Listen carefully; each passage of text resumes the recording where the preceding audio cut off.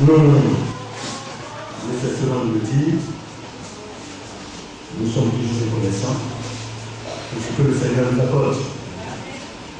Et cette reconnaissance nous permet nous-mêmes de comprendre ce que nous sommes au devant de Dieu, la vie que nous menons au devant de Dieu. Est-ce que notre vie plaît à ce Dieu? Est-ce que cette vie lui est conforme? La vie que nous avons, est-ce que cela est agréable à Dieu? Ce sont des questions que nous pouvons nous poser à chaque fois que nous marchons. Ici, tout un chacun de nous a une responsabilité. La première responsabilité que nous avons, c'est par rapport à nous-mêmes, notre vie. Ceux-là qui sont mariés sont responsables de leur couple, de leur maison, de leur famille. Maintenant, à l'église, chacun doit assumer sa responsabilité. Le pasteur, est-ce qu'il joue son rôle comme il se doit? Est-ce qu'il accomplit ce pourquoi Dieu l'a mis là? Les ministres de Dieu qui sont les serviteurs de Dieu, est-ce que chacun joue son rôle comme il se doit? Est-ce que chacun fait son travail? Le peuple. Est-ce que le peuple arrive à jouer le rôle que Dieu lui a donné comme il faut? Alors chacun doit se poser la question. Parce que quand nous venons dans la maison de Dieu, ce n'est pas pour nous plaire les uns les autres. C'est pour plaire à notre Père. Et ça, je le dis sans aux serviteurs de Dieu. Dans l'adoration, le culte de Dieu, il n'y a pas de sentiment. Oui. Ce qu'on doit accomplir, on doit le faire correctement et parfaitement. Les règles de Dieu sont là. C'est à nous de les appliquer. S'il y a quelqu'un qui agit mal, ce n'est pas selon notre bon vouloir ou bien nos sentiments que nous devons apprécier. Mais c'est selon le désir de Dieu. Que dit Dieu par rapport à une telle situation? Nous avons pris le repas du Seigneur. C'est vrai que le bien-aimé a demandé à ce compris pour le frère Panel. Mais pendant l'avant de prendre le repas du Seigneur, il devant le pasteur. Panel n'a pas caché ses faiblesses. Panel a dit au pasteur, ah, pasteur, j'ai des faiblesses, les voici.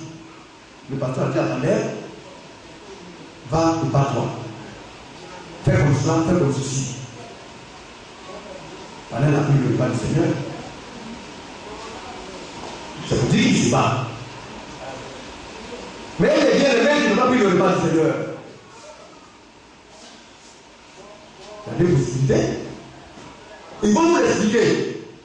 Soit ils ne font pas partie de l'assemblée, ou bien ce qui les empêchait de prendre le repas du Seigneur, ils vont l'expliquer. Il est mieux que celui-là qui n'a pas pris le repas du Seigneur ne va pas partie de l'assemblée. Parce qu'un enfant de Dieu ne peut pas être dans les normes, ne peut pas ne pas avoir une entrave, et puis ne pas s'approcher du repas du Seigneur. Tout le monde va pouvoir s'approcher du repas du Seigneur. À moins que les serviteurs de Dieu vous disent, frère, à cause de cette situation, évitez cela. La conduite de la marche pour le ciel n'est pas une conduite de masse. Parce qu'il y en a qui pensent qu'on cherche à remplir l'église pour chercher notre honneur. Oui, il y a des pasteurs qui cherchent cela. Quand l'église est remplie, ça fait l'honneur du pasteur. Il a beaucoup de fidèles. Mais si l'église est remplie, et puis dans ce remplissage, il y a un ou deux seulement qui iront au ciel, alors le pasteur, dans son rôle, ça sert à quoi? C'est qu'il a mené la marche à la mort. Il a conduit la grande majorité à la destruction. Mais s'il y a 20, et puis les 20 là sont partis au ciel, le Seigneur dira, le pasteur là, il a bien fait. Amen. Amen. Parce que le peuple qui l'a confié, au moins il a amené ce peuple-là à aller au ciel. Amen. C'est pourquoi quand nous venons à l'église, c'est pour apprendre nos frères à être fidèles. Apprendre nos frères davantage d'obéissance. Nous ne sommes pas là pour honorer les frères. Mais nous sommes là pour les aider. Pour les aider à y arriver. Mais il y en a qui refusent l'aide. Qui refusent de comprendre.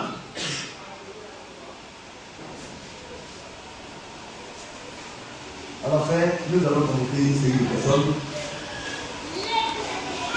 Ceux qui sont dans le concubinage, battez-vous. Mettez-vous à l'aide. Ne vous fiez pas aux hommes. Vous savez, nous allons parler de ces choses aujourd'hui. Afin que chacun fasse sa position et chacun sache quoi reprendre. Quand je vais au ciel, je ne cherche plus à faire à quelqu'un. Parce que si tu cherches à faire aux hommes, quand tu vas tomber là, quand tu vas tomber, c'est la même zone dans la grosse mauvaise. Amen. Mais quand tu cherches à faire à Dieu, quand tu vas poser un acte, les autres vont commencer à murmurer, mais pour finir, ils vont oublier et puis ils vont t'accepter. Il y a les règles de la vie. Elle vient d'aider à poser une question.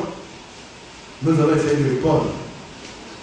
Et puis l'Église aussi a des normes de pratique.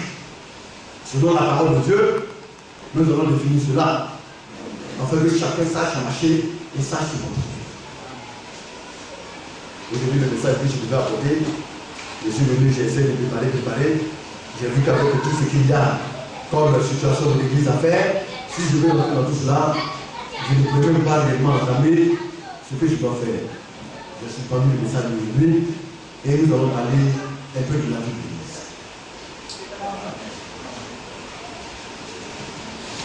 Alors, le vendredi, lorsque nous étions à l'église, nous avons une bien-aimée qui a été recommandée par une assemblée sœur. Ma sœur est fille.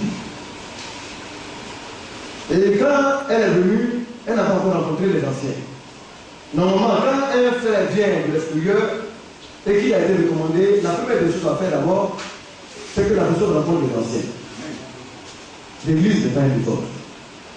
Parce qu'il y en a quand ils viennent, c'est ni vu ni connu, ils viennent quand ils veulent et ils partent quand ils veulent. Ils visitent les assemblées, alors on ne sait pas où ils sont. Ce sont les chrétiens baladeurs. Vous voyez? Et ça, la Bible n'est pas ça. Il faut appartenir à une assemblée où tu es reconnu, où on te suit. Alors quand elle est venue, elle n'a pas encore rencontré les secteurs. Parce que quand tu viens, les secteurs de te reçoivent. Discute avec toi pour savoir ta personnalité, qui tu es, pour voir ta situation matrimoniale, pour voir ce qui ne va pas et ce qui va, afin de te ramener dans l'ordre établi par Dieu, pour que tu puisses adorer Dieu de la meilleure manière qui soit. C'est comme ça dans une église orthodoxe. Et malheureusement, on n'a pas pu recevoir le seul. Alors, quand le repas du Seigneur est approché, ce jour d'arrivée, un des serviteurs de Dieu m'a approché et me dit: ah, il y a telle sœur, qu'est-ce qu'on fait de sa situation? Alors j'ai dit: mais normalement, elle n'est pas prendre parce qu'on n'a pas posé. Mais ce n'est pas bon d'empêcher un frère de prendre le repas du Seigneur. Une église ne peut jamais l'empêcher. La meilleure manière de faire, c'est de faire de sorte que tous ceux qui sont dans la disponibilité puissent prendre le repas du Seigneur.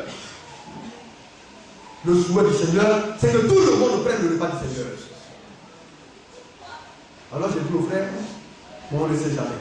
Approche-toi de la sœur, si elle remplit tous les critères nécessaires, il n'y a pas de problème, qu'elle prenne, mais après on va. Alors le frère s'est approché. Et puis c'est vu que la sœur, son mari a payé la dot, mais je ne suis pas marié légalement. Alors le pasteur, le ministre de Dieu est venu me voir, je lui ai dit: par mesure de prudence, nous allons faire comme nous avons pu faire. Comme la sœur n'a pas compris toute la parole de Dieu, c'est mieux qu'elle puisse s'abstenir. Mais nous attendons les polémiques. Certaines églises disent: Quand tu as payé la dot, tu es marié, tu peux prendre le repas du Seigneur, même si tu n'es pas marié à la mairie, ça ne c'est pas grave, c'est la dot, c'est le mariage, et ainsi de suite, tu as beaucoup d'économique. Nous ne disons pas que la dot n'est pas le mariage, mais c'est une partie du mariage. Mais tout à l'heure, nous allons prendre la parole de Dieu, et nous allons aussi expliquer pourquoi commencer à garder une telle position. Parce que l'homme là, il ne doit pas vivre seulement de pain, mais de toute parole qui sort de la bouche de Dieu. Amen. Et quand il dit toute parole de Dieu, quand il y a une question qui est donnée, il faut amener la question à la parole de Dieu. Sonder les Écritures. Que dit Dieu sur telle question? Maintenant, si c'est l'accomplissement d'une partie de la question qui a été posée, et que tu n'as pas l'accomplissement total, tu fais quoi? Tu dois être prudent. Parce que l'objectif, c'est d'accomplir toute la parole de Dieu. On n'est pas plus sage que Dieu. On n'est pas plus intelligent que le Seigneur. Mais ce que nous sommes là pour faire, c'est d'accomplir ce que Dieu a dit. Alors, après ça, il y a un autre frère qui a posé la question, le même jour de la scène. Le frère n'a pas signé sa question. Pasteur, concernant les couples dans le concubinage, ou plutôt ceux qui ont déjà fait la dot, vous avez dit qu'il y a des pasteurs qui les autorisent à prendre le repas du Seigneur. Et ceux-ci auront des comptes à rendre à Dieu. Bien aimé, cette question-là, la première question qui est posée, mais c'est normal. Tous les pasteurs auront des comptes à rendre à Dieu. Le Seigneur nous a donné des hommes, mais les hommes ne sont pas des marionnettes. Ce sont des brebis pour qui il a versé son sang. Quand les hommes viennent et s'asseyent à l'église, c'est parce que les hommes ignorent leur position. Le pasteur peut pas s'élever et faire des fidèles ce qu'il veut. Mais non. Dieu n'a pas donné les fidèles pour que les pasteurs les exploitent. C'est pourquoi de vous à moi, ça fait combien d'années on est ensemble? Si je venais vers un frère pour lui dire, frère, donne-moi 100 francs ou bien donne-moi 1000 francs pour aller manger, je n'ai jamais usé d'ainsi d'un frère.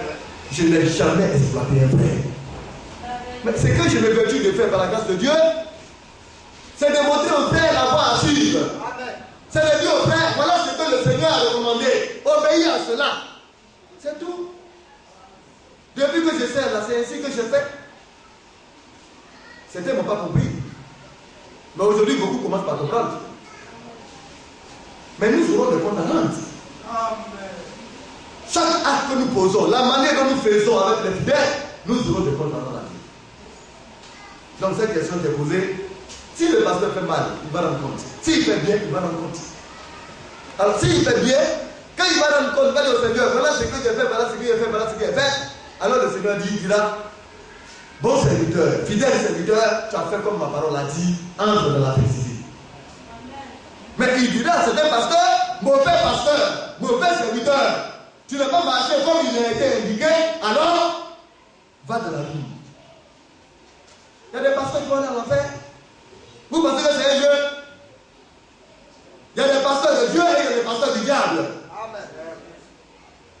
Maintenant, parmi les pasteurs, il y en a qui n'ont pas usé de prudence. C'est la même Bible là qui nous dit d'être simples comme des colons, mais prudents comme des serpents. C'est pas la parole de Dieu qui nous a dit cela. Donc, quand moi je conduis quelqu'un, je ne le conduis pas prudent. Voilà. C'est pourquoi je n'exigerai jamais quelque chose de quelqu'un si cela ne dépend pas de Dieu. Chacun a sa marche. Ce que les gens ont fait là, je n'ai pas inventé. Il y a des serviteurs de Dieu qui l'ont fait. William Branham dans sa vie, il n'a pas tendu la main à quelqu'un. L'apôtre Paul dans sa vie, il n'a pas tendu la main à quelqu'un. Mais Dieu a pris soin de lui. Est-ce que cela n'a pas existé? S'il a existé, William Branham, il a respecté les hommes jusqu'à sa mort. Il n'a pas tiré profit d'eux. Avant de mourir, il dit, il a rendu un témoignage. Il dit que le jour où il se tiendra devant le Seigneur, si le Seigneur lui pose la question, comment as-tu géré les hommes, as-tu fait? il dira Seigneur, c'est comme la manière dont l'apôtre Paul a fait là. C'est ainsi que moi aussi j'ai été. L'évangile que Paul a prêché, c'est l'évangile que moi aussi j'ai prêché. Si Paul est perdu, c'est comment je suis perdu. Il n'a pas imaginé quelque chose. Mais pourtant, ça n'empêche pas que des hommes salissent son nom. Vous allez sur Internet, on écrit de faux prophètes.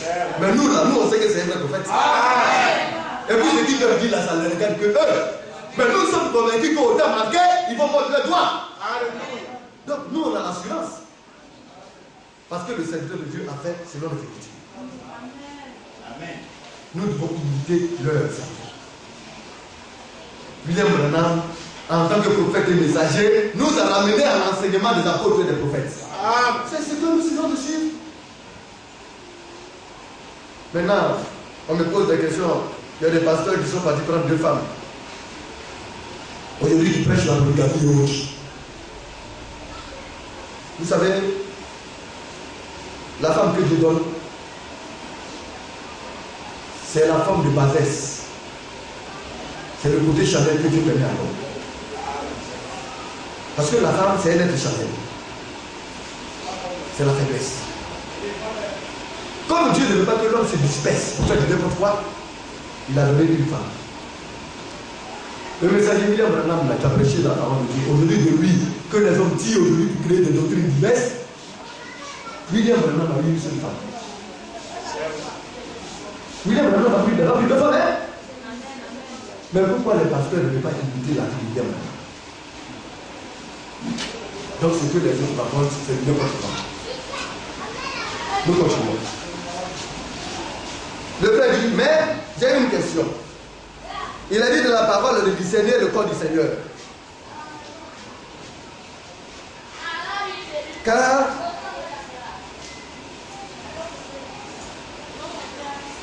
en le faisant, si je me trompe, en ne le faisant pas, avant de le prendre, il y a des malades et même des morts. Pour dire que ceux qui s'attardent à le faire sans être en ordre auront des conséquences physiques. Cependant, ceux qui ne le peuvent pas n'auront pas avec le Seigneur. C'est ce que le Seigneur a dit. Hein? L'église, nous faisons quoi? On prend un frère, par exemple, qui est dans le concubinage. Il n'a même pas payé la dot. Ou bien il a payé la dot, il n'a pas marié légalement comment on appelle ça, sa soeur. En voyant, selon la parole de Dieu, tout à l'heure nous avons dit des passages, hein, on se dit qu'il n'a pas accompli toute la parole de Dieu. Les serviteurs de Dieu, ils font quoi? Le Seigneur dit, si tu viens là, et que tu ne discernes pas son corps, c'est-à-dire que s'il y a quelque chose qui cloche, et que malgré cela, tu t'approches de son corps, de son repas, tu peux tomber malade. Tu peux avoir une difficulté. Même tu peux mourir. Mais les serviteurs, il faut quoi? On regarde, on voit le frère Watini, le frère Jésus, le frère Yadis. Moi, j'aime mes fidèles. Vous pensez que j'ai envie que le frère Yadis, quelque chose arrive à sa famille, ou bien quelque chose lui arrive? Ou bien que le frère Yadis va venir, prendre cela sans discerner, un malaise lui arrive, on dit que le frère Yadis tombe malade régulièrement. Vous pensez que le pasteur peut accepter ça? La meilleure manière, c'est de protéger mon frère. Parce que le Seigneur n'a pas de dessein pour dire, voilà ce que moi je veux. Ce qu'il veut, la scène de sa parole. Il veut que nous accomplissions toute sa parole. Quand on n'accomplit pas toute sa parole, c'est qu'il y a des choses qui ne sont pas correctes. Alors le pasteur, ou bien les serviteurs de Dieu, l'amour qu'ils ont pour les fidèles, ils disent, il y a quelque chose qui cloche, il y a quelque chose qui ne va pas ici. Il faudrait que les gens préservent nos bien-aimés frères de cela, afin que le drame, le pire ne leur arrive pas. Maintenant, de l'autre côté, ceux aussi qui ne prennent pas, si le Seigneur venait ici aujourd'hui, ils n'auront pas de part aussi avec lui. C'est comme une épée de Damoclès. Ça couvre d'un côté comme de l'autre. Mais le moins dangereux, c'est que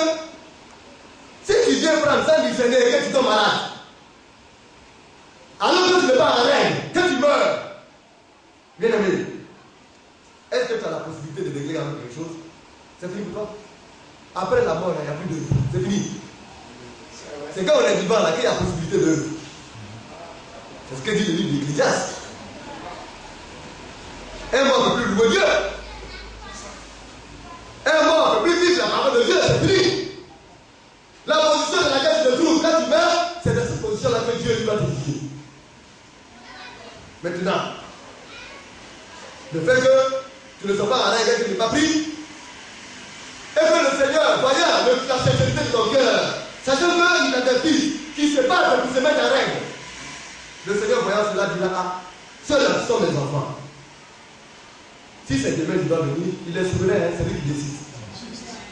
Il va dire: bon, à cause de, je vais annoncer ça encore, peut-être un mois ou 2 mois, pour qu'ils se mettent en règle. Même si le Seigneur prolonge une semaine, dans une semaine, là, tu peux te mettre en règle. Il y a de l'espoir.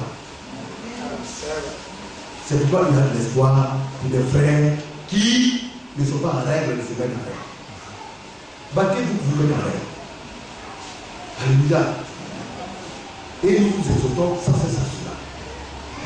Nous continuons au niveau de la réponse du frère, de la question du frère. Et dit vous dit, non, il y a ça. Cependant, ceux qui ne le prennent pas n'auront pas part avec le Seigneur. Ça, c'est l'autre côté, il continue ici. Donc, pour ceux qui ont fait la dot, si jamais devant Dieu, ils sont en ordre et que les parents et qu'ils ne prennent pas,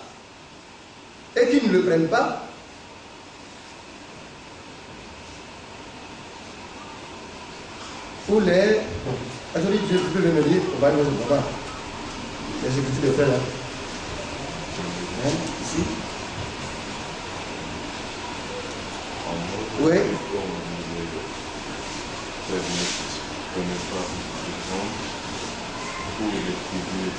Oui, il faut. Hein?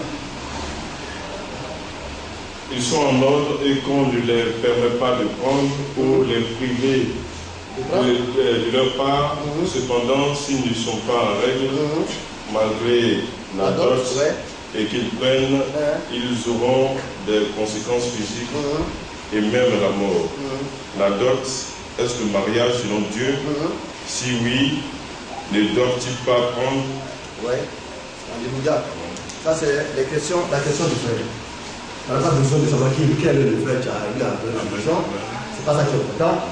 Mais nous allons faire toutes ces questions afin réellement de pouvoir avoir une vue saine sur la parole de Dieu. Nous allons donner, nous allons prier et puis nous allons essayer de répondre à ces questions.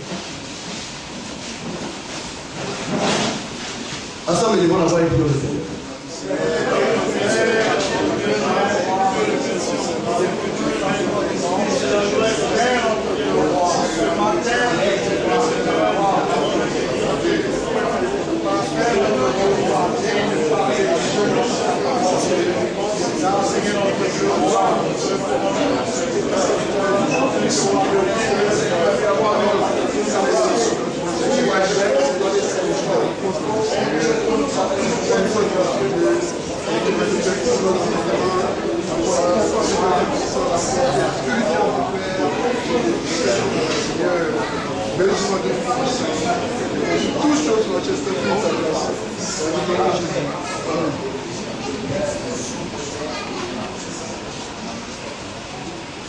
Veuillez vous asseoir.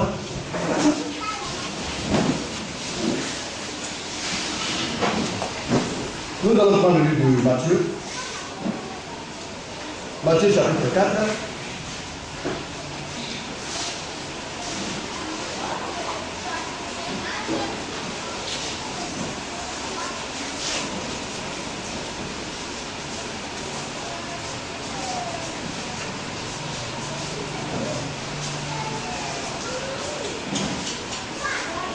Nous allons lire à partir du verset 1 au verset 4.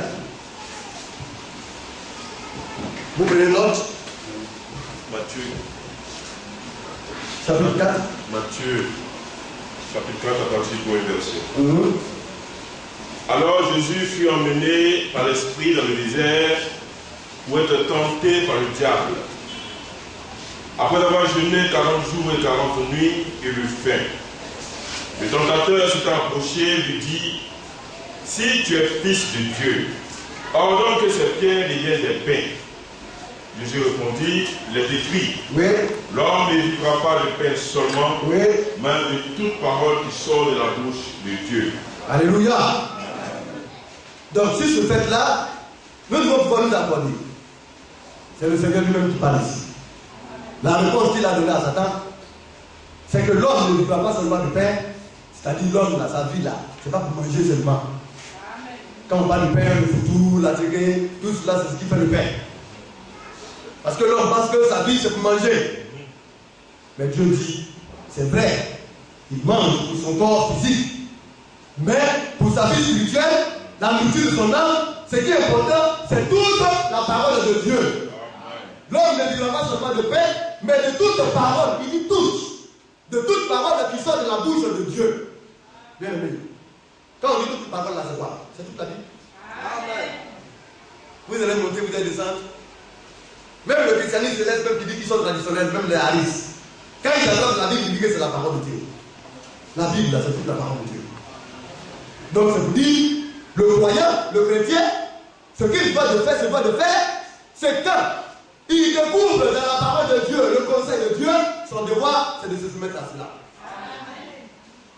C'est de cela qu'il doit vivre. Alléluia. Maintenant, dans le livre de Matthieu 5. Matthieu 5, le verset 17. Matthieu 5, 17. Oui. Ne croyez pas que je suis venu pour abolir la loi ou le prophète. Je suis venu non pour abolir, oui, mais pour accomplir. Donc, le Seigneur nous fait savoir qu'il n'est pas aussi venu pour abolir la loi. Il y a certaines personnes qui disent que non, la loi a été abolie. Il est venu pour les parfaire. Ce qui n'est pas correct, il l'a corrigé. Mais la loi, selon le livre de Romains, est bonne. Nous allons lire. La loi de Dieu, c'est la parole de Dieu. Amen. Dans le livre de Romains, le chapitre 7. 6 ou 7, hein, si je me trompe. On va voir.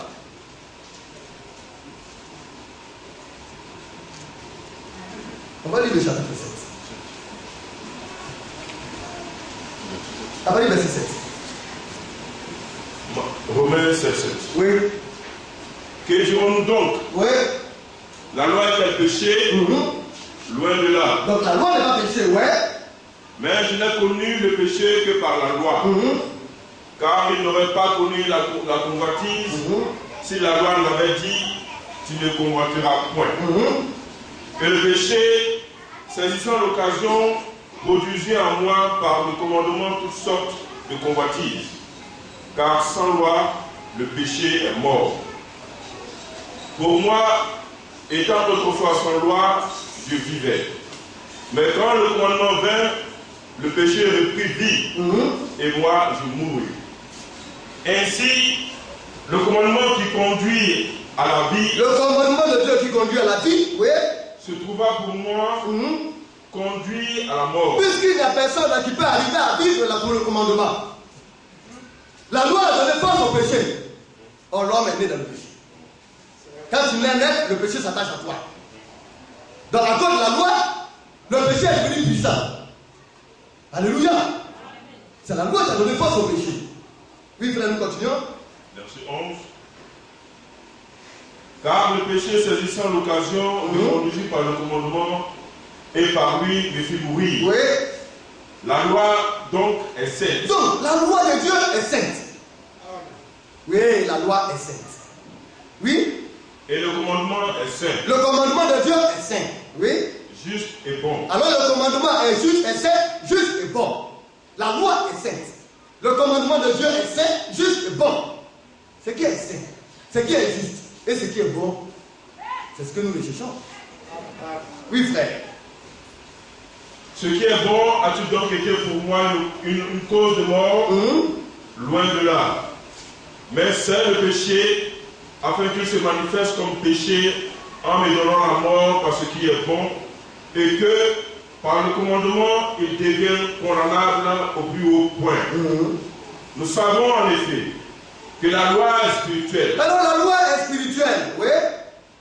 Mais moi, je suis charnel. Alors moi, je suis charnel, je suis fait de chair, de corps de chair. Je suis charnel. Je suis poussé à ce qui est terrestre, à ce qui est charnel. À la bassesse. Oui, frère. Je suis charnel, vendu au péché. Alors, c'est ça l'homme. L'homme est charnel et l'homme est vendu au péché.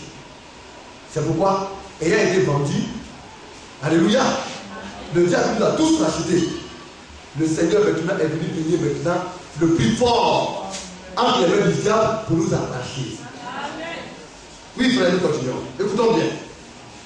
Verset 15. Écoutez ceci, ouais. Car je ne sais pas ce que je fais. Alors, quelqu'un qui n'est pas animé de l'Esprit de Dieu, il ne sait plus ce qu'il fait. Même si tu es vieux. Mais regardez le vieillard. Il a assez, il joue son avalé, et il parle du sexe, il parle du Chanel, il parle du n'importe quoi. Tout ce qu'il fait, c'est Chanel. C'est guidé vers la mort. C'est pourquoi la sagesse aujourd'hui ne se trouve pas dans les cheveux blancs. C'est quand tu es dans la parole de Dieu que tu deviens sage. Oui, frère, nous continuons. Je ne fais point ce que je veux et je fais ce que je hais. Alors, il dit, je ne fais point ce que je veux. Je regarde la loi. Je vois que la loi est bonne. Les commandements sont bons, sont sains, sont justes, sont véritables. J'ai envie d'obéir aux commandements, mais je n'y arrive pas. Je suis charnel. Oui, frère. Verset 16. Or, je fais ce que je ne veux pas. Je reconnais par là que la loi est bonne. Alors, si je fais ce que je ne veux pas, je ne veux pas insulter, je ne veux pas mentir, je ne veux pas voler, je ne veux pas être adultère, je ne veux pas être fornicateur. Mais malheureusement, je le fais. Mais en faisant ces choses-là, je reconnais que la loi de Dieu est bonne. Oui, frère. Et maintenant, ce n'est plus moi qui le fais, mais c'est le péché qui habite en moi. Pour dire qu'il y en a qui sont gouvernés par le péché. Ils ne sont plus maîtres de leur vie. Mais c'est le péché qui habite en eux qui le fait. Donc soit tu es gouverné par l'Esprit de Dieu, ou bien tu es gouverné par le péché, l'Esprit du diable. Oui, frère. Verset 19. Car je ne fais pas le bien que je veux, et je fais le mal que je ne veux pas. Et si je fais ce que je ne veux pas, ce n'est plus moi qui le fais, c'est le péché qui habite en moi. On continue. Je trouve donc en moi cette loi. Alors il y a une loi qui est en lui. Oui. Quand je veux faire le bien, le mal est attaché à Je moi. veux, j'ai un désir. Je veux obéir à Dieu. Je veux marcher selon Dieu. Je veux vivre la parole de Dieu. Mais il y a une autre loi qui est en moi qui m'empêche de le faire. Ça vous dit que là, il n'est pas encore délivré. Il est sur le joug encore du diable. Oui, frère. Quand je prends plaisir à la loi de Dieu, selon l'homme intérieur. Donc quand il écoute la parole de Dieu, il est content. Quand il attend les bienfaits de Dieu, il est content. Selon l'homme intérieur. Il aime écouter la parole de Dieu. Mais dans sa vie, c'est autre chose qui se complique. Oui, frère. Mais je vois dans le monde une autre loi qui lutte contre la loi de mon entendement. Alors dans moi, il y a quelque chose qui confesse autre chose, qui dit autre chose, et ce que j'entends, ce n'est pas ce que j'arrive à accomplir. J'aime écouter la parole de Dieu, entendre la parole de Dieu. Je suis heureux quand je l'entends. Je veux vivre selon cela. Mais il y a une autre loi qui est en moi qui m'empêche de vivre ce que j'entends. Alléluia. Et beaucoup sont sur ce jour-là. Oui, frère. Et qui me rend captif de la loi du péché qui est dans mes membres. Donc la loi du péché qui est dans mes membres. Les membres, c'est quoi? C'est mes mains, mes yeux, mon entendement, mes oreilles, mes pieds. La Bible dit, ne mens pas. Mais ma bouche là, quand je dis, je l'attends. Alors que la Bible me dit de ne pas mentir, la loi de Dieu me dit de ne pas mentir. Ma bouche là, il y a une autre loi qui amène ma bouche à mentir. Dieu dit de ne pas voler, il y a une autre loi qui pousse mes mains à aller voler. Oui. Ce qui n'est pas à moi, car à Dieu, Dieu dit, donne-moi. Alors une autre loi dit, ne donne pas à Dieu. Alors je détourne cela. La loi de mon entendement est différente de la loi du péché qui est à moi. Et qui lutte contre cette loi de mon entendement. Oui, frère. Misérable que je suis. Alors quand c'est comme cela, tu es misérable. Qui me délivrera de ce corps de mort? Et c'est cela. Quand on est dans la voie de Dieu, et même quand on sort de la voie de Dieu, on devient misérable. Ça là. C'est pas que c'est expliquer ça. C'est pourquoi c'est dangereux de jouer avec le diable. Dieu dit ne touche pas. Dieu dit ne fais pas ça mon fils.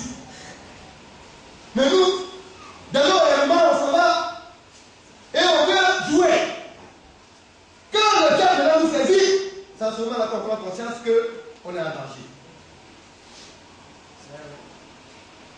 Bien-aimé, quand tu n'es pas dans les règles de Dieu, ta vie est misérable.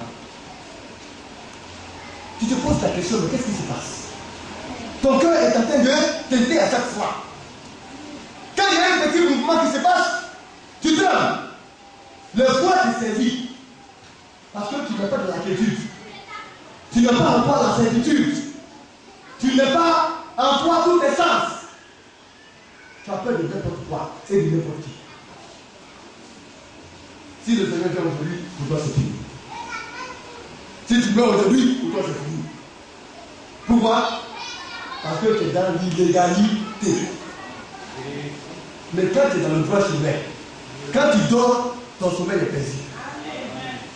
Même on dit que tu fais la terre, c'est flanc, c'est que, aussi que ça se fait sur toi, c'est dans le droit de Dieu. Rien ne te trouve. Même on dit que les balles sont en train de siffler, il y a des guerres. Toi, tu es en train de marcher parce que tu sais que les balles ne font pas ta terre. Et si tu as ta terre, c'est que Dieu l'a voulu. Parce que tu es serré. Tu sais où tu as mis les pieds. Tu sais que tu es dans l'ordre d'établir à Dieu. Dans la quiétude. Ce n'est pas quelqu'un qui va venir vivre ta quiétude pour toi. Oui. Alors, parce que quand on est dans une église de la vérité, c'est pas du tout d'avoir son qualifié. Il faut vivre comme ton église dit. Nous continuons à faire. Merci. Grâce soit rendue à Dieu par Jésus-Christ notre Seigneur. Oui. Ainsi donc moi-même, je suis par l'entendement l'esclave de la loi de Dieu. Et je suis par la chair esclave de la loi du péché. Donc, il dit grâce soit rendue à Dieu. Et quand vous regardez à la suite, il y a un point d'interrogation et un point de suspension. Les points de suspension, alléluia, nous disent ce qui n'est pas écrit. C'est pour dire qu'il y a de l'espoir. Grâce soit rendue à Dieu. Le Seigneur, il est vivant. Si tu es sincère, si tu le veux, Dieu va te sortir de là. Le péché qui domine sur toi, Dieu a brisé ce péché-là. Dieu va t'aider à y arriver. Maintenant, les règles de l'église sont claires. Les règles de l'église sont les lois établies par Dieu. Dans le livre de 1 Corinthiens, le chapitre 5.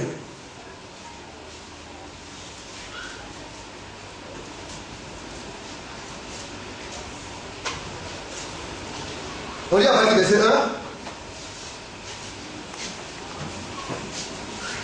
1. 1 Corinthiens 5. On entend dire généralement, il y a parmi vous de la débauche. Et une débauche telle qu'elle ne se rencontre même pas chez les païens. C'est au point que l'un de vous a la femme de son père. Bon, ici, là, il ne fait pas de ça ici à l'église, hein. Mais ça vous dit que dans le milieu des chrétiens, il y a beaucoup d'esprits qui se passent. Et ça, c'est pas nouveau, hein. Dans le temps même dans l'église, voilà un frère qui est allé jusqu'à prendre la femme de son papa. C'est-à-dire qu'il vient à la maison de son papa. Quand son papa n'est pas là, au lieu d'aller chercher une femme pour se marier, lui, c'est femme de son papa dans l'église. Et puis, femme de son papa aussi, elle prend plaisir à ça. C'est son beau-fils là. C'est à lui qu'elle cède. Et puis il se cache. Il s'adonne à cela, à l'absence du père, jusqu'à ce qu'on le découvre. La Bible appelle cela de la débauche. Alléluia. C'est illégal. Mais avant cela, il parle aussi de débauche. Un frère qui se lève et puis il a des relations sexuelles. Il n'est pas marié. Et puis il va avec des femmes, ou bien il va avec une femme en secret. C'est un débauché. Il vit la débauche. Cet esprit-là, dans l'église, on peut faire ça. L'église, s'il y a quelque chose qui s'est passé, on établit l'ordre. On règle ce qu'il y a à régler.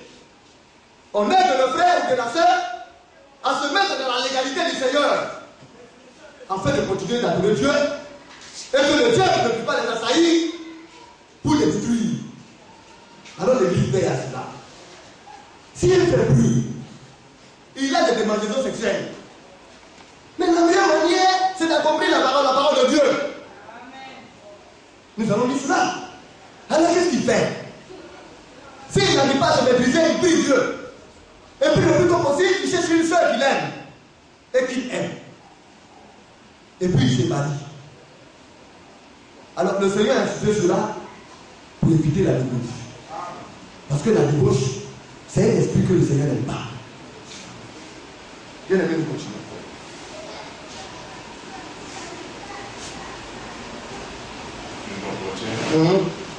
C'est le verset 2 maintenant. Oui. Et vous êtes enflés d'orgueil, et vous n'avez pas été plutôt dans l'affliction, afin que celui qui a commis cet acte soit ôté du milieu de vous. Pour moi, absent de corps, mais présent d'esprit. Oui, venez donc de descendre le verset 9. Bien le cas, oui. Verset 9. Oui. Je vous ai écrit dans ma lettre de ne pas avoir des relations avec les débauchés. C'est la parole, hein. Dans l'église, là, malheureusement, il y a des pasteurs qui décident ça. Quand il y a un frère qui vit mal, qui vit dans le désordre, et que le désordre a été constaté, c'est-à-dire on a fait tout ce qu'on peut faire pour aider le frère à sortir, et puis le frère ne peut pas sortir, le frère entre dans le cadre de la débauche. S'il y a une soeur qui vit mal, elle a développé dehors, on découvre, on fait tout pour la sortie de là. Et que malgré tout ce qu'on a eu à faire, parce que ce sont les anciens seulement qui peuvent constater ce cas, elle n'arrive pas à sortir, alors l'esprit de débauche est constaté à la personne. Maintenant Dieu dit à ses enfants, je vous ai écrit de ne pas avoir de relation avec les débauchés. Un frère qu'on se prend dans ça, on l'enlève de l'église. On le met à l'extérieur de l'église. Frère, nous disons rapidement, nous allons gagner le temps. Verset 10. Oui. Non pas d'une manière absolue, avec les débauchés de ce monde, Oui. ou avec les cupides et les ravisseurs. Donc, on parle de débauchés. Mais ce n'est pas de ce qu'il s'agit. Les cupides. Même dans l'église. Et tout cela, c'est pour les enfants de Dieu. Hein? Pourquoi les enfants de Dieu sont ordonnés? Et il dit exemplaire. C'est ce que Dieu cherche. Alors, l'église, son devoir, c'est d'être rigoureuse dans cette manière de faire. Un frère qui est cupide. Il prend le crédit avec les frères, il ne paye jamais. Il travaille, on lui met son argent, mais il vole le Seigneur, il ne paye jamais sa dîme. Il va faire des affaires du roi avec les païens. Il déjoue les païens. C'est la cupidité.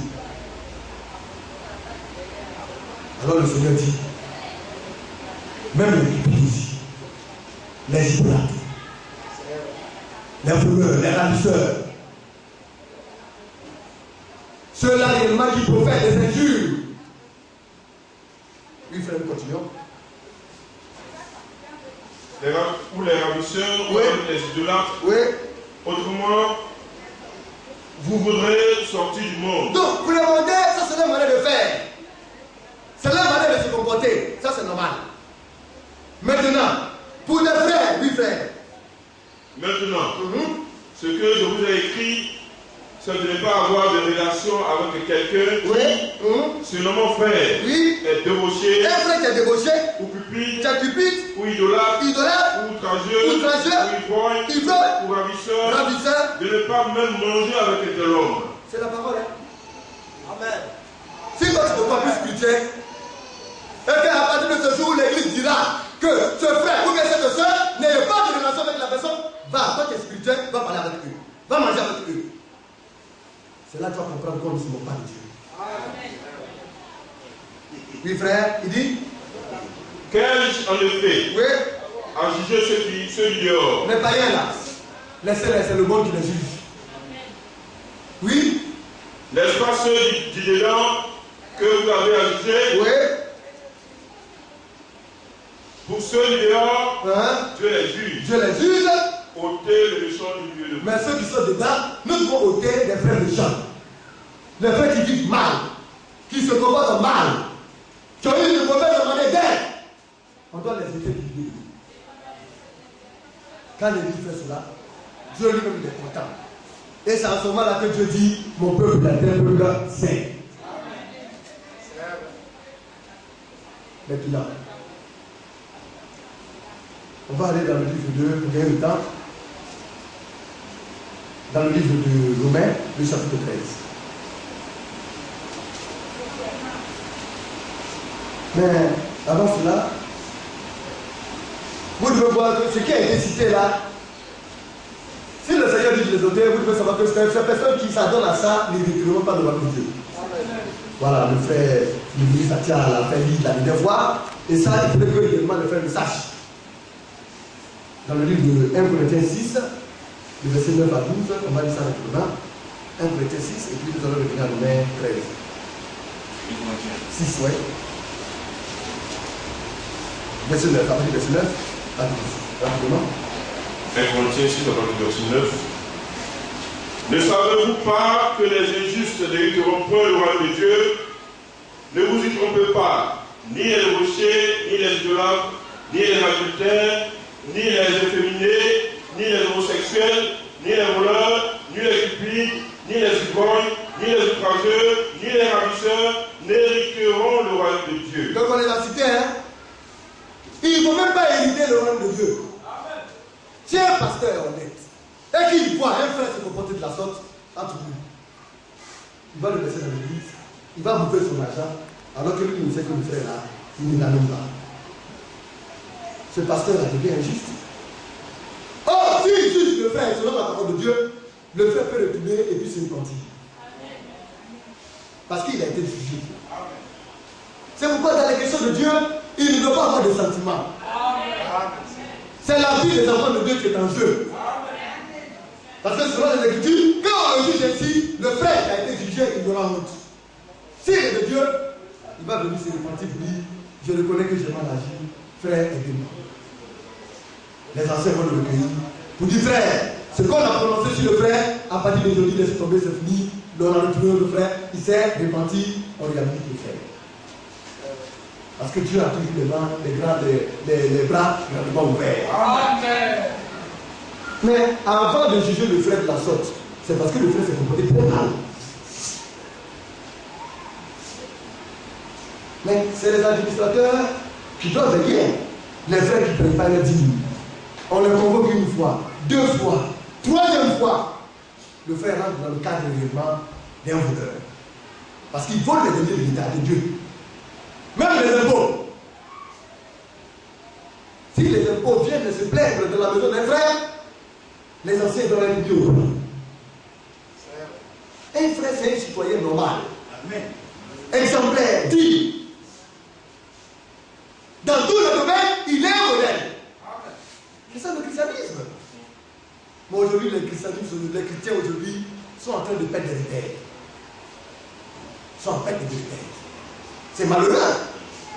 Or, c'est nous qui devons être exemplaires dans tous les points.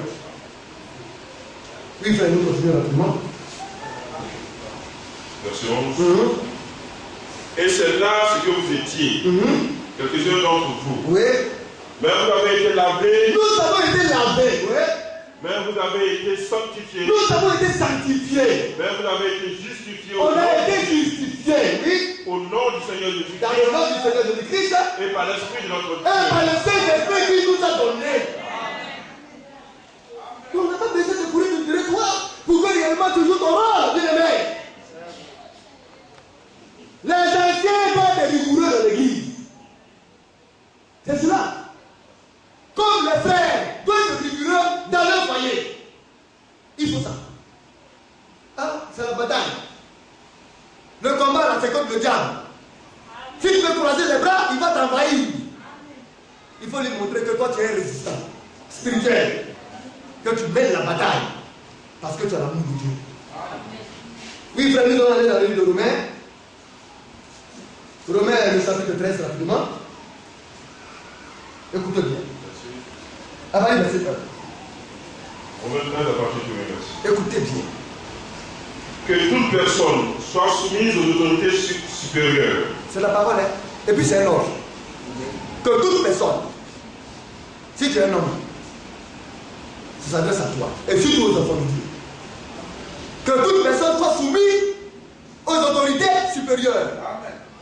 Écoutons bien. Oui, frère. Car il y a peu d'autorités qui ne viennent de Dieu. Le Seigneur dit ici, la parole de Dieu nous dit qu'il n'y a pas d'autorités qui ne viennent de Dieu. Les autorités là, ça vient de Dieu. Oui, frère, continuons. Et les autorités qui existent ont été instituées de Dieu. C'est Dieu lui-même qui a institué les autorités. Ah. On dit quoi? On prend notre pays, la Côte d'Ivoire. Il y a les autorités. Dieu dit, autorité là, ça vient de nous. Si quelqu'un veut se poser, qu'il se pose. Si quelqu'un est contre cela, qu'il dise, moi je ne suis pas d'accord. Je me suis contre cela. Dieu dit, toute autorité vient de Dieu. Mais d'une part aussi, il dit ces autorités-là sont dominées par Satan. Mais c'est lui qui a permis ces autorités. On continue, frère. Verset 2. Oui. C'est pourquoi celui qui s'oppose à l'autorité résiste à l'ordre que Dieu a établi. Alors, celui qui s'oppose à l'autorité, il résiste à l'ordre que Dieu lui a établi. Mais, quand Dieu dit que les autorités n'existent pas Dieu, c'est quoi? Dans les autres, dans les détails élémentaires. Ça vous dit, le voleur, si on l'attrape, on doit le juger. L'adultère. Sinon, quelqu'un va partir prendre la femme de mon frère, et puis, devant lui, il rentre dans la maison, comme il est bien maîtrisé, il le conjugue, et puis il couche avec elle, et puis il sort. Et puis il dit, tu dis quoi? Il n'a que ses yeux pour pleurer. Mais, celui qui est musclé n'a qu'à venir. Au moment où il est dans la maison, puis il couche, il va à la police. La police vient avec ses armes. Toi, tu bafoues la loi. On l'attrape, on le jette en prison. C'est parce que Dieu ne veut pas qu'on puisse bafouer les droits élémentaires des hommes que le Seigneur a favorisé l'instauration des autorités. Sinon, le frère, il est parti travailler comme il n'est pas bien gros. Un frère d'un costaud vient, il s'arrête à sa porte, et puis il fait comme ça. C'est que tu as réglé aujourd'hui, il ça dans la main. Il fait comment? Il va regarder ses enfants. Le baraquet, il prend l'argent, et puis il nourrit sa famille. Et puis, ni vu ni connu, personne ne peut faire quoi que ce soit. Dieu a regardé. Il dit que le minimum là, il faudrait qu'il y ait de l'ordre pour ne pas qu'un homme soit un danger pour son frère. C'est Dieu qui a établi l'esprit. Oui, frère, nous continuons. Écoutons bien. Oui. Et ceux qui résistent attireront une condamnation sur eux-mêmes.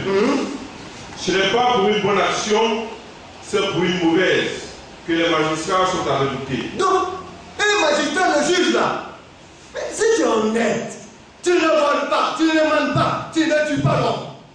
Quand le juge vient là, quand tu n'as rien à dire, tu es tranquille. C'est le voleur là, quand il voit le juge et puis il tremble. Parce qu'il sait qu'il a commis un acte qui n'est pas bon. Le magistrat, il est là pour les mauvaises actions. C'est pour juger ceux qui sont hors la loi. C'est pourquoi Dieu a introduit la magistrature. Vous voyez, on parle des magistrats. Avant que le monde introduise les magistrats, le monde ne connaissait pas cela. La civilisation est venue là-bas. Israël, quand Dieu a institué le cas d'Israël, Dieu a tout établi. Dieu a donné des lois, des règles. Mais c'est Israël aujourd'hui qui a appris au monde entier comment réussir les choses. C'est les règles de Dieu que le monde a imposées. Alléluia. Donc le magistrat, c'est un défenseur de la loi. Le renégat, c'est lui qui a peur. C'est lui qui est troublé quand il voit un magistrat. Mais quand il est un homme honnête, le magistrat il est un homme comme toi. Tu n'as pas affaire à lui. Mais quand tu deviens malhonnête, lui il peut te jeter en prison. Parce que tu es malhonnête. Oui frère. Veux-tu ne pas craindre l'autorité, fais le bien et tu auras son approbation. Oui. Le magistrat est serviteur de Dieu pour ton bien. Il est serviteur de Dieu pour ton bien. Les magistrats de Côte d'Ivoire. Dans l'église, il y a des magistrats. On pose la question. Est-ce que c'est une fonction de l'église? C'est une fonction du monde. Du système des nations. Le magistrat, mais on dit qu'il est serviteur de Dieu. Mais dans quelle église? Les députés vont voter la loi. Quand ils ont fini de voter la loi là devient une obligation pour toute la nation. Les magistrats prennent la loi maintenant que les députés ont voté, et les magistrats maintenant l'appliquent sur les populations. C'est pourquoi le magistrat, dans l'application des lois établies, est serviteur de Dieu. Bien aimé, ce sont ces lois qui ont été déportées dans les mairies. C'est parce que la loi de la Côte d'Ivoire, la loi de l'État, exige que pour reconnaître qu'un homme est marié, il faudrait qu'il puisse aller à la mairie. Les magistrats, eux, ils regardent. Ça veut dire que si une soeur s'élève aujourd'hui, et puis elle va à la justice contre un frère, ou bien contre un homme, un panier, parce qu'il y a des soeurs qui vivent avec des paniers, et puis qui sont venus se convertir. Le panier, lui, elle le montre. Et puis elle va devant le magistrat, et puis elle dit, non, c'est mon mari, il m'a fait des enfants, il ne veut pas s'occuper de moi, et ainsi de suite. On va lui poser la question. Est-ce qu'il marie également? Non, mais c'est le juge. Il a fait ma dot. Ils vont te faire sortir la loi ivoirienne. La dot là, le meilleur pas reconnu sur le juge national. C'est le mariage des gars qui est reconnu. Mais quand on parle de dot, nous avons dit en Israël, pour doter une femme, c'est selon les règles que Dieu a établies pour l'État d'Israël. On est israélite. Vous allez partir chez des familles. Il y en a qui vont dire que le dot là c'est un bœuf. Il y en a qui vont dire que c'est un cabri. Certains chez eux, ils disent que c'est le sel. D'autres vont te dire que c'est 1 million. D'autres vont parler de 300 000. D'autres varient d'une nation à une autre, d'un peuple à un autre peuple. Mais Israël, l'État d'Israël, c'est comme la Côte d'Ivoire. Le prix de la dot là, ça a été fixé. N'est-ce pas? 50 cycles. Tu as Korogo, tu as Amman, tu as Mangolo, tu as Boïtafla, tu es à Abidjan, tu te lèves, tu peux marier une fille, c'est 50 cycles. Quand tu finis de payer, maintenant tu vas faire les noces. Alléluia. Voilà comment ça fonctionne à Israël. Mais est-ce que cette loi-là est commune aux nations? Non. Bien aimé. Écoutez bien. Le magistrat est serviteur de Dieu pour ton bien. Oui. Mais si tu fais le mal, Oui. crains, car ce n'est pas en vain qu'il porte l'épée, étant serviteur de Dieu. Oui.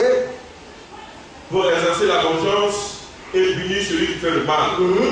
Il est donc nécessaire d'être soumis, non seulement par crainte de la punition, Oui. mais encore par motif de conscience. C'est aussi pour cela que vous payez les impôts, car les magistrats sont des ministres de Dieu entièrement appliqués à cette fonction. Oui. Rendez à tous ce qui leur est dû. L'impôt à qui vous devez l'impôt, oui. Le tribut à qui vous devez le tribut, oui. La crainte à qui vous devez la crainte, oui. L'honneur à qui vous devez l'honneur. Voilà ce que Dieu dit.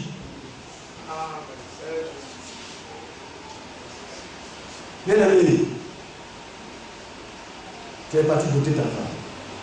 C'est bien. Donc là, c'est un mot qui a été institué en Israël. Le prix à payer pour être légalement reconnu par la nation d'Israël que tu as marié légalement une femme. Parce que c'était la légalité en Israël. La dot là, en Israël, là, c'est le mariage légal. Les autorités là, vous reconnaissent que vous êtes unis. Mais en Côte d'Ivoire, les autorités disent quoi?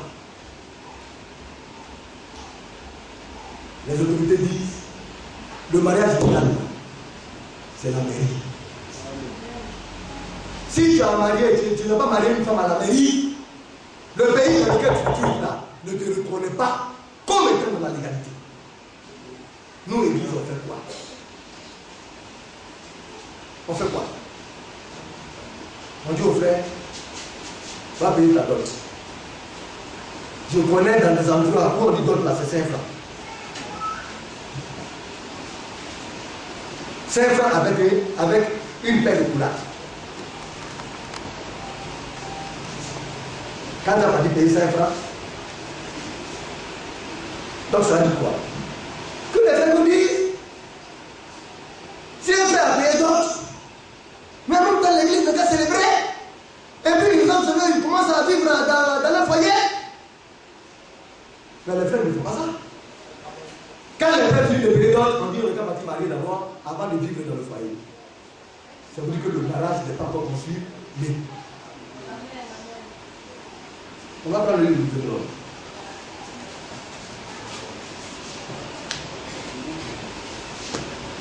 Deutéronome 22.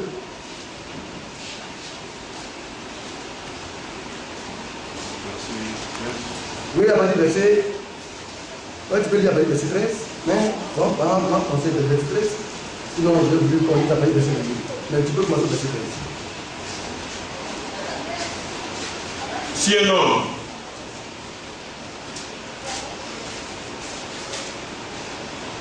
homme qui a pris une femme et allé vers elle et pour ensuite de l'aversion pour sa personne, s'il lui impute des choses criminelles et porte atteinte à sa réputation en disant « J'ai pris cette femme, je me suis approché d'elle et je ne l'ai pas trouvée vierge », alors le père et la mère de la jeune femme prendront les signes de sa virginité et les produiront devant les anciens de la ville à la porte.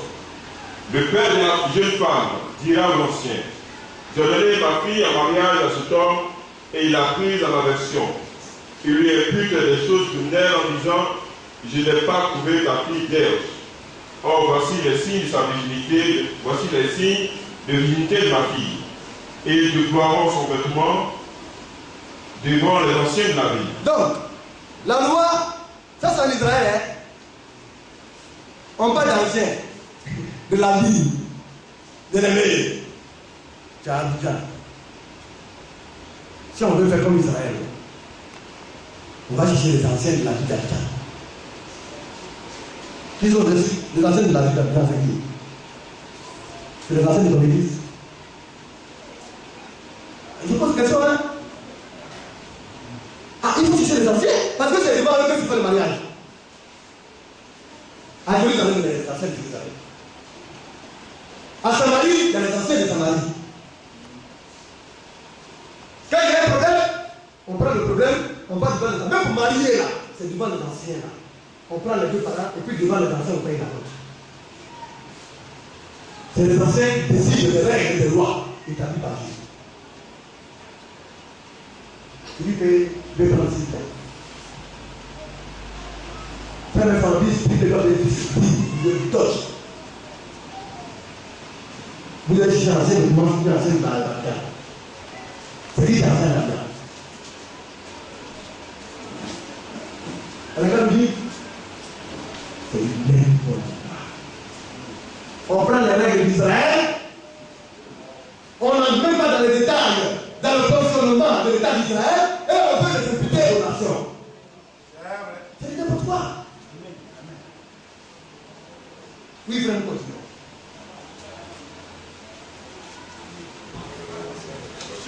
Oui.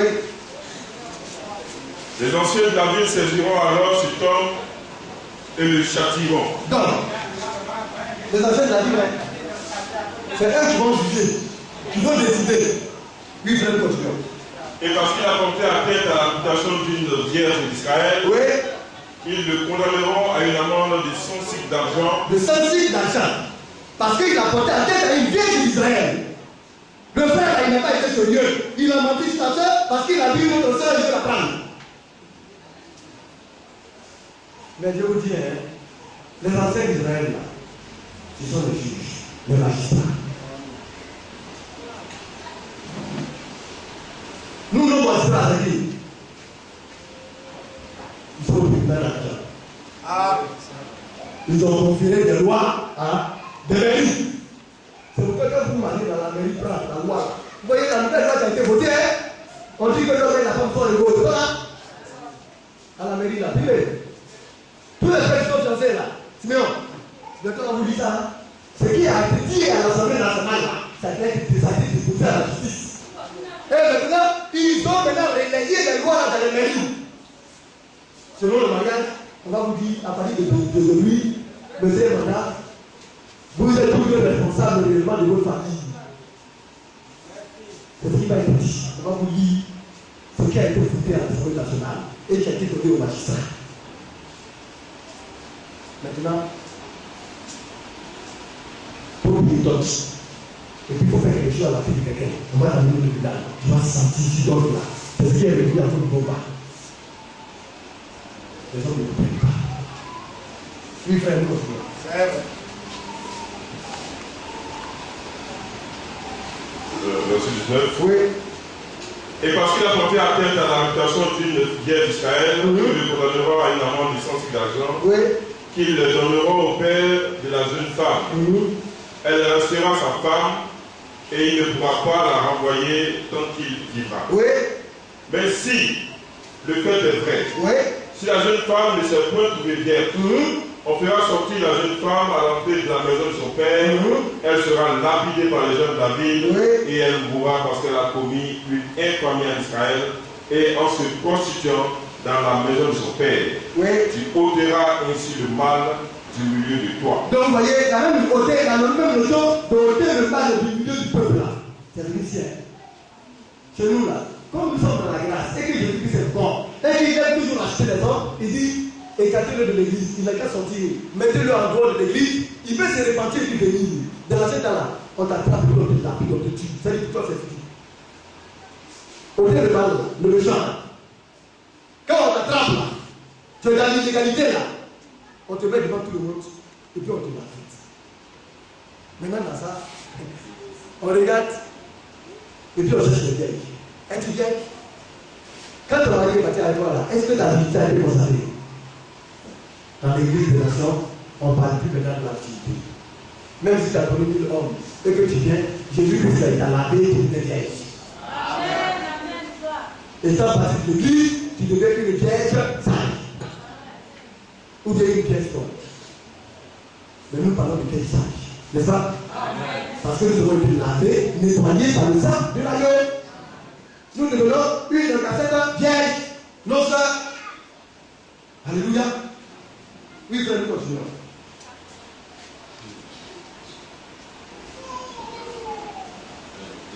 Le verset de l'Église. C'est là que je voulais montrer. Oui. Si l'on trouve un homme couché avec une femme mariée, Donc, quelqu'un qui couche avec une femme mariée, oui, ils mourront tous deux. alors, parce que c'est la dès qu'il a commis. C'est la loi, hein. Les juges là, les juges là, les anciens là, ils ne peuvent pas inventer. C'est la loi que Dieu a donnée à Moïse. Moïse a fait écrire cela, il a remis ça aux anciens de chaque ville. Quand quelque chose se passe, eux ils regardent la loi de Dieu. Qu'est-ce que Dieu a dit? Celui-là qui couche avec la femme de quelqu'un, c'est un adultère. La femme devient adultère. Les deux là, ils ne peuvent pas vivre dans la nation. On les descend, on les crache.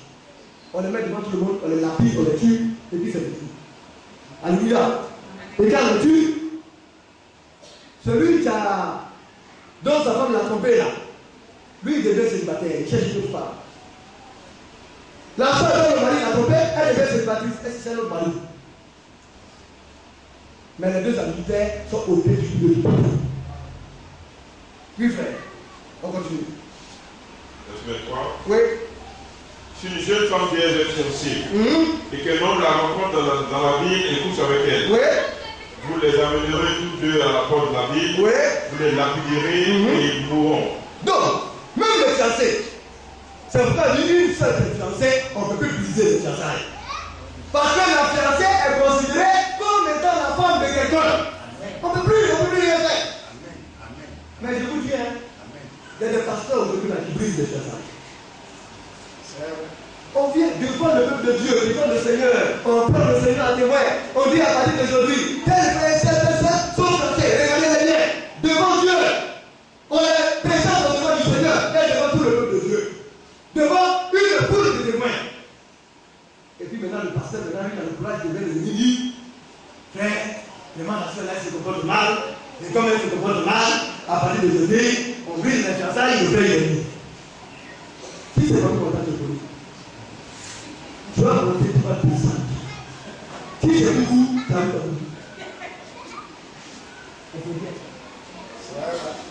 alléluia. Maintenant, dans les 7 ans, si ils s'étaient pas dit que c'est la fiancée des frères, et qu'on les attrapait, les deux vont mourir. Parce que c'est l'adultère. Or, dans la loi, tout homme qu'on attrape d'adultère est lapidé et tué. C'est la loi. Les anciens viennent ici et ils ne disent pas. Quand il y a une scène qui se passe, ils disent c'est quelle scène? Ils sont curieux. Déjà, de loin, même quand ils marchent, on dit quoi? Qu'est-ce qui se passe? Qu'est-ce qu'il a fait? Déjà, quand il attend ce qu'il a fait, il commence à réfléchir. La loi dit quoi? C'est la loi qui est appliquée. Dans les églises d'aujourd'hui, on sentimentalise avec la loi de Dieu. Il faut appliquer la loi. Ça ne te plaît pas, il faut l'appliquer. Alléluia. Oui, frère, nous continuons. Écoutez bien. Verset 25. Oui. Mais si c'est dans les champs que cet homme rencontre la jeune fille fiancée, oui. Lui fait violence et couche avec elle. La loi est juste, écoutez bien, oui. L'homme qui aura couché avec elle sera seul puni de mort. Donc il est parti au champ, il a attrapé une jeune soeur, comme il n'a pas de force, il est bien musclé, il a abusé d'elle, il l'a attrapé, il l'a serré dans ses bras, et puis il l'a déshabillé, il l'a violé. Comme il est fort, on dit, ah, la jeune fille, peut-être qu'elle a crié au secours, elle a crié le plus fort, mais lui, comme il est plus fort, il l'a violé. La loi dit, c'est tellement que la fille a crié de toutes ses forces. Mais comme il a habité, c'est lui qui est parti la violer. Lui, c'est pas lui. La loi est fixe. Alléluia. Amen. Amen. C'est pourquoi c'est la mort. Dans l'Ancien, c'est la mort. Et dans le Nouveau Testament, Dieu ne veut pas qu'on te tue parce que la grâce fait qu'on ne te tue pas. Mais tu es mort spirituellement. Tes possibilités d'entrer dans le ciel s'amenuisent. Quand tu as un comportement, c'est-à-dire que tu divises ta possibilité même d'entrer dans le ciel par deux. Tu t'éloignes davantage de Dieu. Ta situation devient difficile et catastrophique. C'est pourquoi on doit marcher avec la crainte dans le cœur. Amen. Quand même qu'aujourd'hui on ne tue pas, mais est un frère. On le retranche du milieu du peuple de Dieu. On l'éloigne. Parce qu'il n'est même pas digne d'être deux frères. Où on tuait autrefois, mais qu'aujourd'hui on ne tue pas. On les casse. On dit, va dans le monde. Comme tu as un comportement de païen, va te comporter comme les païens. Si c'est de Dieu, tu vas l'écouter, tu viendras. Mais si ce n'est pas de Dieu, tu vas te calmer. Oui, frère, nous continuons. Verset 26. Oui. Tu ne feras rien à la jeune fille, elle n'est pas coupable d'un crime digne de mort, Oui. car il en est de ce cas comme de celui où un homme se jette sur son prochain et lui ôte la vie. Oui. La jeune fille fiancée que cet homme a rencontré dans les champs a pu crier sans qu'il y ait eu personne pour la secourir. Si un homme rencontre une jeune fille vierge non fiancée. Donc maintenant, voilà notre cas. S'il vient, et puis il trouve une jeune fille non fiancée. Il y en a qui sont prêts par la lumière, mais ne vous appelez pas, il y a des lois. On voit la soeur à l'église. Ah, elle est belle. Ah, elle est trop jolie. Vraiment, moi, je vais la marier. J'ai fait avec la soeur, j'ai dit, soeur, vraiment, je vais la marier. La soeur dit, pourquoi tu ne t'aimes pas? Il dit, moi, je t'aime. C'est pas pour la soeur, pour ta faute, je dis, c'est qui? Et après, quand je ne peux pas, il dit, non. Il fait des calculs. Ah, la loi de Dieu a dit quelque chose. Il faudrait que je supprime la soeur. Alors, un jour, je vais chez elle, et puis je l'attends chez la jour. Elle n'est pas venue. On fait quoi? On va l'oublier, et puis on va se marier. Mais tu peux la violer, mais les parents peuvent se poser, parce qu'il y a une loi qui dit aux parents, ce frère-là, ce n'est pas un bon frère. Il est dangereux. C'est un bandit, un bandit. Alors le verset du juge et dit, ton esprit va ouvert. Mais maintenant, il y a un deuxième cas. Là, les deux s'entendent. Ils sont consentants. Quand la soeur voit le frère, ses yeux la brillent. Le frère aussi, lui aussi, il est content, il la voit. Mais si vos yeux brillent, faites de sorte que ça brille jusqu'à la fin. Marchez selon les procédures. Faites du jeu. Commence les démarches. Va vers les parents, paye la dot. Et va à la mairie. Pour que votre gloire soit grande. Mais il y en a quand ils ont la capacité. Tout ce qui est facile là a des conséquences fâcheuses de même. Rien n'est facile. Tout ce qui est bon n'est pas facile. À la fin de ce qui n'est pas facile, c'est la gloire. Amen. Oui, je vais continuer dans le livre, écoutez bien. Si un homme rencontre une jeune fille vierge non fiancée, lui fait violence et couche avec elle, et qu'on vienne à les surprendre, l'homme qui aura couché avec elle donnera au père de la jeune fille 50 cycles d'argent, et parce qu'il l'a déshonoré, il la prendra pour femme, et il ne pourra pas la renvoyer tant qu'il vivra. Nul ne prendra la femme de son père et ne se lèvera la couverture de son père. Alléluia. Donc, voilà le cas dont je vais parler. Ici, là, nous voyons bien qu'ici, là, il a violé la soeur et la soeur. C'est pourquoi on n'a pas le temps dans le livre de l'Exode, si je me trompe. Alléluia. Le père peut contester. Elle fait la fiche là. Exode 32, si je me trompe. 22. Allez, tu peux lire, frère. Exode 22, verset 16, oui, c'est ça. Exode 22. C'est la loi. Retenez que Jésus n'est pas venu pour abolir la loi, mais il est venu pour la parfaire. Oui, frère. Si un homme se luit une vierge, qu'il est peu fiancé, et qu'il couche avec elle, il paiera sa dot et la prendra pour femme. Si le père refuse de la lui accorder, il paiera en argent la valeur de la dot de vierge. Tu ne laisseras point vivre la magicienne. Quiconque couche avec une bête sera puni de mort. Donc, voilà, le frère il voit la soeur. Et puis il va il la viole. Ça, il a fait violence à la soeur. C'est ce qui est écrit. Mais à ce moment qu'il n'a pas fait violence à la soeur, on peut voir. Ils sont entendus les deux. Ils couchent ensemble. Il va aller payer la dot. Il va aller la marier à la mairie. Et il va la garder, il va la prendre. C'est pourquoi on dit au frère, tu t'es trompé à l'église, tu as glissé, tu es tombé avec une soeur, tu vas la marier. Même si son pied est blanc. Même si tout dans le métallique, c'est mon ami, c'est ce que tu as dit, tu as pas tort. Alléluia. Mais les églises ne l'appliquent pas. C'est pourquoi on est surpris que dans les églises, un frère a couché avec 2 ou 3 soeurs dans l'église. Et puis ils sont là.